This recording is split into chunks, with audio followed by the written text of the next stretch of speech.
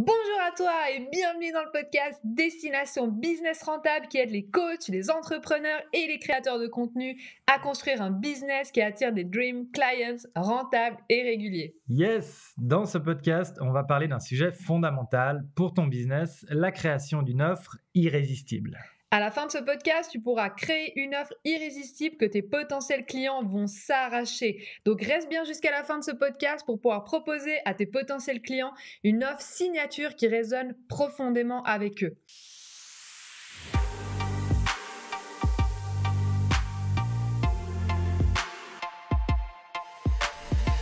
Dans un précédent podcast, le podcast numéro 13, si jamais tu as accès au numéro, on a parlé de comment trouver sa niche et son avatar, donc le persona, pour pouvoir sortir de la concurrence et gagner de l'argent plus rapidement. Je te recommande vraiment d'aller voir ce podcast si tu ne l'as pas encore vu parce que c'est vraiment une composante essentielle pour une offre irrésistible réussie.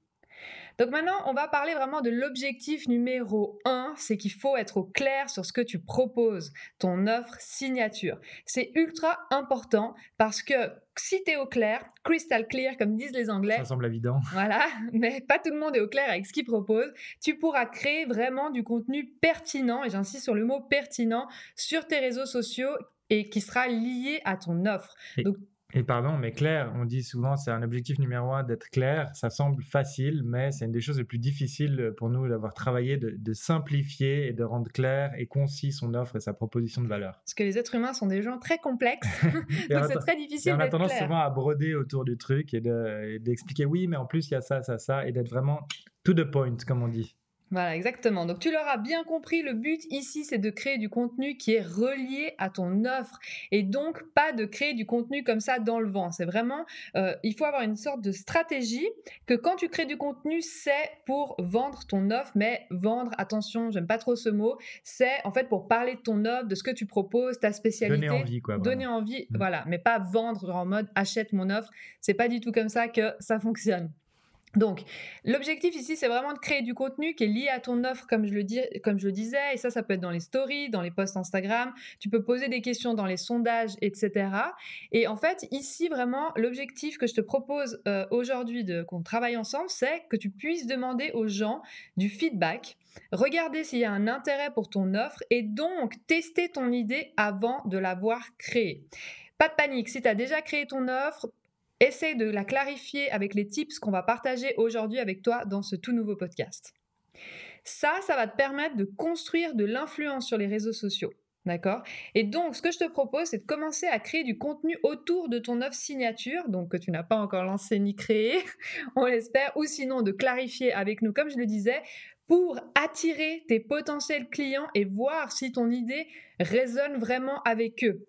Parce que ça semble évident, mais si tu crées, par exemple, toute une académie, mais qui sort uniquement de ta tête, avec des formations, tu proposes, je ne sais pas le format, mais par exemple des podcasts avec des exercices, etc., comme nous on fait avec notre membership, mais que tu ne testes pas l'idée, ça risque de faire un flop. Et ça arrive souvent d'ailleurs au premier lancement de faire un flop total. Donc toi, ce que tu veux, c'est chauffer ton audience pour qu'elle soit prête à acheter quand ton cours, ton coaching, ton membership ou autre sera disponible. Et ça, vraiment, tu chauffes ton audience justement à travers les stories, dans les posts Instagram, comme je le disais, ou autres réseaux sociaux, et essayer vraiment de voir à travers les sondages si ton offre, elle résonne avec ton audience. Exactement. Et pour essayer de mettre ça de manière un peu plus concrète, je vais te donner 3 exemples, 3 légendes. Donc Dropbox, l'application Dropbox, l'auteur Mark Manson et Mixed Agency, parce qu'on a aussi utilisé cette stratégie, on applique aussi ce qu'on dit. Alors pour Dropbox, en fait, je ne sais pas si vous êtes au courant, c'est l'application que beaucoup de gens utilisent pour mettre. Avant, il n'y avait pas Google Drive, mais il n'y avait pas d'application qui existait pour faire ça, pour mettre ses dossiers, pouvoir les utiliser sur son ordinateur à la maison, au bureau, etc., ou pouvoir facilement mettre ses fichiers en ligne et les récupérer, stocker les choses. Et en fait, les mecs, ils ont eu cette idée de Dropbox et la vidéo initiale du lancement de Dropbox, c'est des mecs devant un tableau blanc. Et puis il dessine, et puis il dit voilà, on aimerait pouvoir mettre les fichiers ici, et puis une fois que tu es là, tu pourras le récupérer au bureau, ou bien sur ton téléphone, ou bien ici et là et tout. Et en fait, ils ont mis juste ça, une vidéo en ligne, avec rentrer un email si ça vous intéresse d'avoir ce produit. Et je crois qu'ils ont eu des dizaines, voire des centaines de milliers de gens qui se sont inscrits pour se dire si vous construisez ça, bah, c'est clair qu'on va l'utiliser, on a trop besoin d'un service comme ça n'existait pas à l'époque.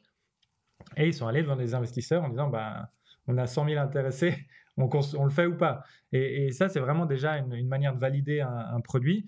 À l'époque, il n'y avait vraiment pas de solution comme ça. Donc aujourd'hui, il y a beaucoup plus de choses sur le marché, mais c'est toujours une technique qui est vraiment appliquée à plein de niveaux. Moi, j'adore rechercher des outils, des nouveaux trucs, et beaucoup de gens utilisent cette technique encore aujourd'hui pour tester le marché. Ils font juste un petit paragraphe, comme on l'a dit, avec un message clair, et ils demandent aux gens, est-ce que ça vous intéresse? Si oui, rentrez votre email, et je vous informerai le jour du lancement. Le deuxième exemple, c'est Mark Manson. C'est un auteur que j'adore, qui a écrit de L'art subtil de s'en foutre en français, The Subtle Art of Not Giving a Fuck, et deuxième aussi. Et vraiment excellent bouquin si vous ne connaissez pas. Et lui, moi, je le suis depuis très longtemps en tant que blogueur. En fait, ce que lui, il fait, c'est qu'il écrit des articles de blog, donc des petits articles. Et en fait, il regarde les articles qui résonnent le plus avec leur audience, avec son audience. Et les articles qui résonnent le plus, il y en avait un justement sur l'art de s'en foutre, How to not give a fuck, justement. Et il s'est dit, le titre est pas mal. Ouais, et justement, il s'est dit, tiens, ça résonne vraiment avec les gens, ça leur parle. Et en fait, à la base, ce livre, c'est un article de blog qui a bien marché. Et il s'est dit, attends voir. Et il a fait un PDF un peu plus long. Il a eu, je crois, 20 000 téléchargements. Il est allé vers son éditeur. Il a dit, est-ce qu'on fait, au lieu de faire un petit PDF, est-ce qu'on transforme ça en vrai bouquin? C'est devenu un New York Times best-seller dans la foulée. Parce qu'en plus, il avait déjà des gens intéressés qui allaient sûrement acheter son bouquin après. Nous, on a aussi appliqué ça pour le lancement de notre offre DBR, donc destinationbusinessrentable.com. Et on a lancé justement une offre avant même de l'avoir construit. On a justement fait une ébauche de l'idée avec les podcasts, avec les exercices.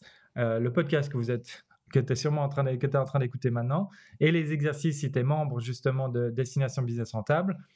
On a lancé l'idée et on a commencé à vendre justement un accès à un prix justement défiant toute concurrence pour valider l'idée en fait. C'est pour ça vraiment qu'on avait un prix aussi bas.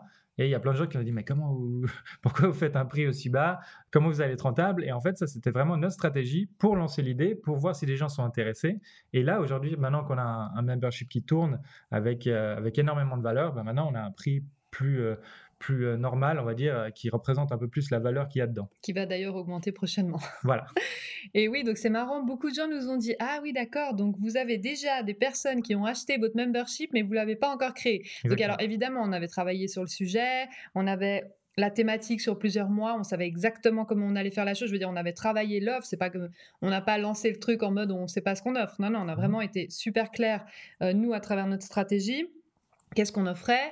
Et du coup, voilà, il y a pas mal de monde qui a acheté ce membership sans qu'il soit vraiment créé. Et ça fait rire beaucoup de personnes qui sont « Ah ouais, sérieux, vous avez osé, etc. » Et nous, c'est vraiment ce qu'on te recommande aujourd'hui, c'est avant de tout créer vraiment, de créer une formation qui va te prendre, j'en sais rien moi, 2-3 mois à tourner, voire même 1 mois, et puis qui fasse un flop. Franchement, honnêtement, c'est dommage. Donc voilà, teste ton idée avant. Exactement, mais ça peut faire peur. Clairement, de lancer un truc, tu te dis, est-ce que je vais pouvoir livrer ça en temps et en heure? Nous, on avait de l'expérience et on connaît assez notre force de travail. Donc, il faut faire attention. Il ne faut pas promettre et vendre un truc aux gens et pas le livrer derrière. C'est juste que si nous, on le sait, on avait 2 mois, on s'est donné un temps en disant, voilà, ça, c'est le pré-lancement. Et on sait que dans 2 mois, on va le sortir. Et on l'a fait. On a été en temps et en heure. Maintenant, ça peut faire peur au début quand tu n'as jamais fait quelque chose, mais c'est vrai que si tu te laisses le temps et tu dis, bah oui, je sais que je m'aurai 1 mois, 2 mois pour construire ça. Maintenant, si tu n'as jamais fait une formation ou jamais lancé un truc, c'est vrai que c'est plus difficile à évaluer. Donc, en général, on dit fais 1,5 fois ce que tu estimes le temps que ça va te prendre, ou 2 fois si tu ne l'as jamais fait, parce qu'on est en général des mauvais planificateurs. Donc, laisse-toi un peu de temps, mais c'est une super bonne stratégie en tout cas. Oui, après, au pire des cas, vraiment, si tu es en retard sur le planning, les gens sont cool et comprennent. C'est pas non plus. Vaut mieux être dans l'action et proposer, faire cette stratégie-là et au pire avoir 1 semaine ou 2 de retard et les gens vraiment comprennent, que de ne rien faire parce que tu n'oses pas te lancer, parce que tu as peur de ne pas arriver à temps. Donc voilà, juste pour un peu déculpabiliser et dire go. Et le pire des scénarios, c'est pas la mort, tu rembourses les gens, c'est tout. Enfin, et ils se disent, t'es là, ok, d'accord, voilà, j'ai voulu faire un truc, ça n'a pas marché, merci de ta confiance. Bon, après, il faut le faire qu'une fois, ça, par contre. Non, mais ce que je veux dire, c'est qu'on a tendance à se dire, on va mourir, les gens vont nous jeter des pierres, tu sais, les fourches et les pics, genre, au bûcher. Non, au pire, tu dis, voilà, c'est le pire scénario, mais c'est aussi possible. Dire, voilà, tu t'excuses et puis tu rembourses les gens et tout va bien. Un conseil que je peux vraiment te donner, c'est que quand Donc les gens, il faut que tu les mettes au courant, hein, comme quoi l'offre existe et que tu la proposes et que tu es en train de tester l'idée. Il faut être honnête avec les gens, hein, faut pas leur dire en mode ouais t'inquiète la formation elle est tournée, etc. Non, faut dire voilà je teste mon offre. Est-ce que ça t'intéresse? Si j'ai suffisamment de personnes intéressées, je lance le produit. Et si j'ai pas suffisamment de personnes intéressées, je rembourse les gens. Donc voilà, ça c'est aussi une solution pour ne pas te retrouver un petit peu comme un con, j'ai envie de dire, devant tes clients en disant bon bah désolé, il faut que je vous rembourse les gars, en fait ça va pas marcher. Donc voilà, je pense qu'il faut être super transparent, les gens comprennent. Et nous honnêtement ça a très bien marché et les gens ont très très bien compris comme quoi voilà ils mettaient de l'argent. Après, voilà exactement, le prix après était bas. Exprès et justement ils ont compris comme quoi voilà il y avait une sorte de petit risque au pire qu'on les rembourse si ça fonctionnait pas, mais aussi un potentiel de gain d'avoir accès à toute l'année à notre podcast pour un prix enfin les gens te font confiance donc il faut aussi que tu leur donnes un avantage pour te faire confiance. Exactement. Donc maintenant pour créer une offre irrésistible qui résonne vraiment avec ton client cible, j'insiste avec ce mot résonne parce qu'il est primordial, c'est vraiment important que tu connaisses réellement le challenge de tes clients, donc leurs problématiques. Alors, j'aimerais que tu te poses ces 4 questions. Est-ce que tu connais le réel challenge de tes potentiels clients? Donc, par quoi, justement, quels sont leurs problèmes?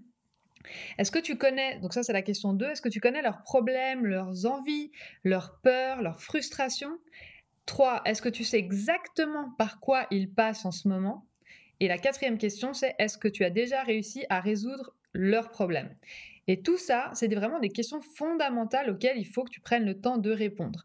Parce que pour pouvoir proposer à tes clients potentiels un pont entre la situation actuelle, donc la situation dans laquelle ils sont aujourd'hui et qui est douloureuse pour eux, et la situation désirée, il faut vraiment que voilà, tu sois au clair avec ces 4 questions que je viens de te citer ci-dessus. Et du moment où tu connais le désir profond de ta niche, que tu sais qui est ton avatar, donc qui est ton persona, ton dream client comme on l'appelle, tu peux commencer à créer une offre qui répond parfaitement aux besoins de ton client cible. Attention si tu fais pas ça. Donc si en amont tu fais pas une étude de marché, si tu sais pas exactement par quoi passent tes clients, tes potentiels clients, quel est vraiment le challenge pour lequel ils paieraient, quelle est vraiment leur problématique, attention, ça risque de faire un flop. Ouais, complètement. Et moi, je veux dire aussi, souvent, on doute de ses produits, de son offre. Au début, on dit, est-ce que ça va marcher, tout ça. Il faut aussi prendre en compte quelque chose, c'est tes clients. Et en fait, des fois, c'est pas ton offre. Ils doutent pas de ton offre, en fait. Si des fois, les gens n'achètent pas, mais c'est peut-être qu'ils doutent d'eux-mêmes aussi.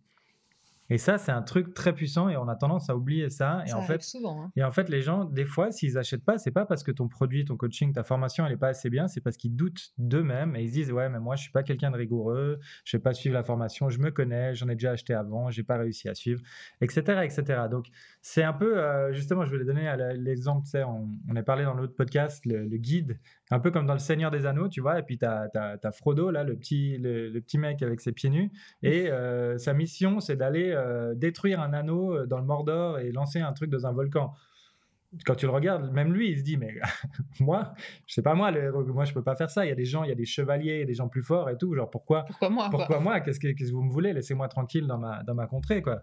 Et il n'a pas confiance en lui. Il se dit, il n'a pas les outils, il n'a pas les connaissances. Il se dit pas justement comment je vais pouvoir atteindre un objectif si loin, si dur. Vraiment cette montagne et tous ces méchants, tous ces vilains à tuer sur son chemin. Donc voilà, des fois, il y a vraiment ce côté doute. Donc, si tu connais justement l'objectif qu'ils ont et les doutes et les peurs qu'ils ont, tu vas pouvoir plus facilement les adresser et leur assurer dans ces pour les aider à prendre action, exactement. Exactement. C'est aussi un problème aussi qui arrive chez les nouveaux coachs qui voient tous ces gens qui ont des super résultats, beaucoup de followers, qui ont énormément de coachés, qui remplissent des salles entières et tout ça, et qui se disent mais comment moi, comme Frodo, quoi, comment moi, qui débute, qui n'a pas vraiment d'audience et tout, je vais pouvoir créer quelque chose, parler aux gens, tout ça. Qui achèterait chez moi, quoi. Qui achèterait chez moi. Et nous, c'est aussi ce qu'on fait. On est là pour les rassurer, pour leur montrer le plan, pour leur montrer les étapes à faire. Et que si tu suis les étapes, c'est pas forcément facile, mais tu peux y arriver. Voilà. Exactement, c'est vraiment l'objectif de ce coaching 2.0 qu'on propose aux nouveaux coachs. Maintenant, on va parler des 6 actions que je te propose aujourd'hui de prendre. Alors, l'action numéro 1, franchement, je le répète dans tous mes podcasts, mais c'est vraiment faire une étude de marché. C'est vraiment hyper important que tu aies un retour du marché, vraiment que tu saches, que tu confrontes le marché, donc ton potentiel client, ton dream client, et que tu saches vraiment qu'est-ce que lui, il veut en fait. Et donc, il faut savoir si tes potentiels clients achètent déjà ou dépensent déjà de l'argent pour résoudre leurs problèmes. Donc, la question ici, c'est est-ce qu'ils paieraient pour ton service ou produit? Parce qu'il y a certaines personnes qui ont un problème, mais elles ne paieraient pas forcément pour ta solution, tu vois. Donc, c'est important de savoir est-ce que mon potentiel client paierait pour le service ou le produit que je veux proposer. Et c'est aussi important de faire cette étude de marché pour trouver quel est le besoin émotionnel qu'ils tentent de combler avec ses achats. Donc, est-ce qu'ils cherchent de la sécurité? Est-ce qu'ils cherchent de la variété, de l'amour, de l'estime, de l'évolution ou de la contribution? Donc voilà, ça c'est vraiment les questions à se poser et auxquelles il faut répondre. L'action numéro 2, c'est vraiment comprendre le problème douloureux de ton avatar. Donc les personnes que tu cibles ont plusieurs problèmes douloureux, certainement, et il faut trouver le problème douloureux qui est le plus douloureux, comme je disais, et celui donc pour lequel il mettrait de l'argent pour se débarrasser de ce problème. L'action numéro 3, c'est voir les forces et les faiblesses du marché. Donc ça, on en parlait dans un précédent podcast aussi, celui de la semaine passée. Vraiment voir qu'est-ce que tes concurrents proposent, et concurrents directs et indirects, hein. Voilà, qu'est-ce qu'ils font mal, qu'est-ce qu'ils font pas, etc. Ensuite, l'action 4, c'est choisir un problème spécifique. L'action 5, c'est définir une solution directe à ce problème spécifique. Et l'action 6, c'est teste la solution. Donc la solution, c'est ton offre. Fais-en une hypothèse et teste-la. Donc reste pas pendant 10 ans à essayer de trouver la meilleure offre possible. Vraiment, lance une hypothèse et teste. Je sais que c'est pas facile, mais c'est ce qu'il faut faire. Vraiment, il faut prendre action. Ouais, exactement. C'est très bien dit. C'est un plan. Le plan, il est simple. Là, le plan que tu donnes, il est simple. Il n'est pas facile. Il n'est pas forcément facile. C'est un peu comme si tu donnais un plan pour monter l'Himalaya. C'est simple. Tu marches, tu suis le guide, tu suis les étapes, tu t'arrêtes là où il faut s'arrêter. Et ça ne veut pas dire que ça va être facile, mais tu suis les étapes et tu vas arriver à bonne destination. Il y a 3 types de personnes. En général, quand on entend ce genre de liste et ce genre de plan à faire, ceux qui ont pris des notes, on vous salue, qui ont pris des notes de la liste et qui vont prendre action directement, qui vont se dire parfait, par où je commence, comment je fais ça. Après, il y a ceux qui ne pensent pas avoir besoin d'un plan d'action, qui se disent ouais, mais moi, je le fais un peu à ma sauce, on verra bien. Et après, il y a ceux qui disent oui, je vais le faire, mais la semaine prochaine ou le mois prochain, et on sait où ça termine. Donc voilà, le conseil, just do it. Nike l'a dit mieux que nous. Prends action, fais-le et fonce. Exactement, et c'est pas gravé dans la roche, je le dis tout le temps aussi dans les coachings. Prends une hypothèse, lance-toi, et si jamais ça fonctionne pas, c'est pas grave, tu pivotes un peu. Et justement, vu que tu auras testé, tu verras le retour du marché, et c'est vraiment en testant que tu peux apprendre. C'est vraiment en mettant les mains un peu dans la cambouille, comme on dit, quoi. Donc maintenant, un peu de théorie. C'est vraiment important de faire la différence entre ce que les gens ont besoin, ça, note bien, et ce qu'ils désirent. Attention, ok, c'est pas la même chose. Les gens, ils ont besoin de quelque chose, mais ils désirent autre chose. Et ça, c'est hyper intéressant. Donc toi, ton but, c'est de comprendre ce qu'ils désirent, ok, le leur donner, et comprendre aussi leurs besoins. Et l'objectif, c'est de leur vendre donc ce qu'ils désirent et ensuite ce qu'ils ont besoin. Donc voilà, ça, c'est vraiment hyper important à comprendre. Il y a vraiment une différence entre les besoins et ce qu'ils veulent. Un pro tip que je peux te donner, et ça c'est hyper important, quand tu testes ton idée, ne change pas d'avatar, ne change pas de niche ou de message en cours de route. D'accord? Moi, ce que je te conseille vraiment, c'est donc tu choisis une hypothèse, tu choisis un problème que ton client cible a et que tu as l'impression que c'est celui qui revient le plus, et donc que voilà, le marché t'a prouvé ou t'a dit qu'il mettrait de l'argent pour ça, et tu testes ta variable, et au pire, si ça fonctionne pas, peut-être tu peux te donner 90 jours. Nous, on aime bien les challenges de 90 jours. Et bien là, tu peux changer après plusieurs semaines si tu vois que rien ne bouge. Mais vraiment, je sais que c'est difficile quand tu lances une hypothèse et puis que tu as l'impression que ça ne mord pas. Tu as direct envie de changer. Ouais, mais en fait, c'était pas la bonne personne, ou en fait, c'était pas la bonne niche, ou en fait, c'est mon message, etc. Mais essaye de pas changer ça et reste sur ton hypothèse pendant 90 jours. 30 jours, c'est court. Donc 90 jours, moi, je te conseille. Ouais, complètement. C'est vraiment, c'est pas toujours évident de savoir quand continuer et quand pivoter son business. On avait parlé dans le podcast du début de l'année sur l'innovation et savoir pivoter. On devient meilleur avec l'expérience. Mais en tout cas, une chose qui est sûre, c'est que la majorité des first-time entrepreneurs, justement, ils sont attirés par l'objet brillant. Ils voient quelqu'un qui fait quelque chose qui marche et ils veulent faire soit la même chose, soit ils veulent faire mieux. Et maintenant, c'est la mode avec les memberships, je remarque. Ouais, alors voilà, il y a les memberships, il y a le côté coaching, il y a beaucoup de choses, il y a souvent des modes, il y a le dropshipping, il y a les cryptos, il y a des modes partout, il y a des trucs qui existent tout le temps. Et d'un coup, on se dit, ah ouais, ouais, mais en fait, moi, je vais faire ça. Moi, je vais me mettre au dropshipping, ça va trop cartonner. Moi, et puis en fait, et c'est là justement où je dis les first-time entrepreneurs, parce que si tous les gens qui ont du succès savent qu'on passe par un moment de doute où on est là en train de galérer, en train de se dire, ouf, est-ce que j'ai vraiment bien choisi ou est-ce que j'aurais peut-être pas dû plutôt me mettre là-dedans? D'ailleurs, les doutes, c'est la vie de l'entrepreneur, j'ai envie de dire. Exactement. Et justement, le vrai truc, c'est de ne pas abandonner. En général, ceux qui commencent justement, ils abandonnent trop vite ou ils changent d'approche, de message, de niche ou de site dès que ça devient un petit peu difficile. Et ça, vraiment, c'est l'erreur. C'est pour ça qu'on dit de mettre des challenges de 90 jours pour se dire qu'il pleut, qu'il vente, qu'il neige, Même dans la douleur, tu continues, quoi. je ne plierai pas, je ne change pas de direction dans 90 jours et tu t'y tiens. Et c'est un bon point de départ, en tout cas, pour pouvoir après se rendre compte, OK, est-ce que je pivote ou est-ce que je reste là? D'ailleurs, il y a cette image qui est très parlante, tu sais, du mec qui creuse. Et puis en fait, il y en a un qui s'arrête juste avant d'avoir trouvé les diamants, et celui qui continue. Mais c'est exactement ça. Les gens, ils abandonnent beaucoup trop vite. Donc n'abandonne pas, continue. Si c'est douloureux, c'est que c'est sûrement le bon endroit où il faut aller. Moi, c'est ma boussole, comme je le dis à chaque fois. Si ça commence à devenir inconfortable, c'est justement que c'est, à mon avis, la bonne direction à prendre. Ouais, te blâme pas trop non plus, parce que c'est vraiment, on va dire, c'est quelque chose de profondément humain. On regarde, il n'y a pas beaucoup de gens qui se battent pour comment dire, restaurer le Colisée à Rome. Et il y a plus de gens qui veulent créer le nouveau building ou le machin, ou le nouveau landmark, la nouvelle merveille du monde, un truc vraiment.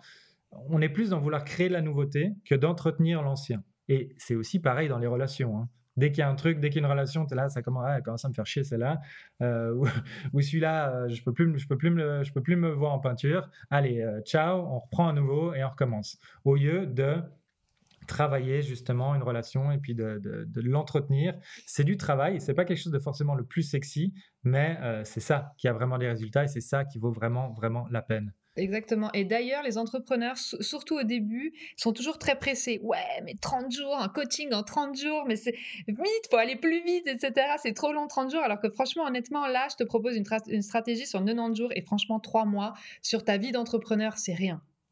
Donc voilà, reste sur 90 jours, vraiment, c'est un pro tip qu'on peut te donner par rapport à notre expérience et aussi l'expérience qu'on a vue chez d'autres entrepreneurs. Donc maintenant, pour créer ton offre signature, c'est important que tu répondes à ces 3 questions. À qui s'adresse-t-elle et à qui elle ne s'adresse pas? Donc, qui est ton dream client? Ça, c'est hyper important. Et qui est ton nightmare client? Parce que personne n'a envie de bosser avec des nightmare clients. Mais si tu ne te poses pas la question et si tu réfléchis pas, tu risques d'attirer uniquement des nightmare clients. Donc, je conseille vraiment... Voilà, à qui elle s'adresse et à qui elle ne s'adresse pas. La question numéro 2, c'est quel est le résultat principal que je veux obtenir? Et 3, c'est quelles sont les étapes à suivre pour atteindre le résultat principal. Donc, compose en différents steps, ça peut aller de 3 à 6, on recommande max 6. Ouais. Et vraiment les étapes pour ce résultat principal qu'on veut obtenir. Exactement, si on regarde, je sais que je reste dans ma métaphore du Seigneur des Agneaux, mais, mais tu vois, à un moment, il lui faut des étapes, il lui faut un plan, il lui faut qu'on lui dise, OK, bah écoute, il faut que tu commences par passer par là, il faut que tu ailles par ici, parce qu'ici, il y a les méchants. Et là, ça devient un peu réalisable. Tu es là, OK, d'accord, bon, au moins, je sais où je dois aller. Après, on va voir, tu t'adaptes en fonction des circonstances, mais au moins, tu sais les étapes que tu vas devoir suivre. En fait, ça rend clair. Exactement. Les gens aiment la clarté. Bah oui, bah sinon, tu sais pas du tout où tu vas. Exactement. Tu n'es même pas sûr que tu vas dans le bon sens. Tu dis, mais est-ce que je suis pas en train de tirer dans la mauvaise direction? Exactement. Donc ça, c'est vraiment important d'avoir un plan clair pour la quête. Et comme tu as dit très bien aussi, de savoir à qui tu t'adresses et qui tu t'adresses pas. C'est quelque chose que pas mal de gens laissent de côté. Mais comme on l'a dit dans le podcast précédent, tu es aussi le client dans le sens où tu veux aussi sélectionner les gens avec qui tu as envie de travailler. Tu n'es pas obligé, tu n'es pas en train de faire l'aumône. Tu travailles dur pour créer tes produits et tes services. Tu as aussi le droit de choisir avec qui tu as envie de bosser. Et surtout si tu veux pas détester ton business. Clairement. Donc voilà, si jamais ça t'intéresse, on a discuté du plan d'action, comment faire un plan d'action vraiment concret dans nos anciens podcasts sur le storytelling. Donc je te conseille vraiment d'aller les regarder parce que c'est hyper important. Ou de les écouter si c'est un podcast. Oui, en effet, de les écouter parce que vraiment on parle justement du guide. Donc le guide c'est toi, on parle vraiment de ton dream client, on parle du plan, etc. Donc je te propose vraiment d'aller regarder tous nos podcasts sur le storytelling. Maintenant, la théorie c'est bien, la pratique c'est mieux. Si tu es l'un de nos membres adorés de Destination Business Rentable Plus, avec qui on travaille ces concepts en profondeur, tu sais déjà que les exercices t'attendent sur la plateforme pour t'aider à créer une offre irrésistible que tes potentiels clients vont s'arracher. Et si tu ne fais pas encore partie de nos membres, mais que tu aimerais travailler ces concepts, chaque semaine, on approfondit le podcast avec des fiches de travail sur une plateforme pensée pour avoir un max de résultats. Donc fonce t'inscrire, le lien se trouve dans la description ci-dessous et je te donne, si jamais, le site, c'est destinationbusinessrentable.com. On espère vraiment que ce podcast t'a plu. Ne rate pas le podcast qui sort jeudi prochain. À la semaine prochaine. Bye bye. Bye bye.